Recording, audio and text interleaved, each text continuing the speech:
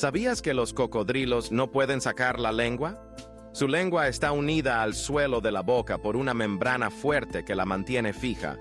Esta adaptación evita que la lengua interfiera al atrapar a sus presas y también reduce el riesgo de ahogarse bajo el agua.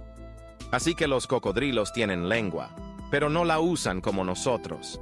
Es más un soporte interno que un órgano para mover hacia afuera. Dale like y suscríbete.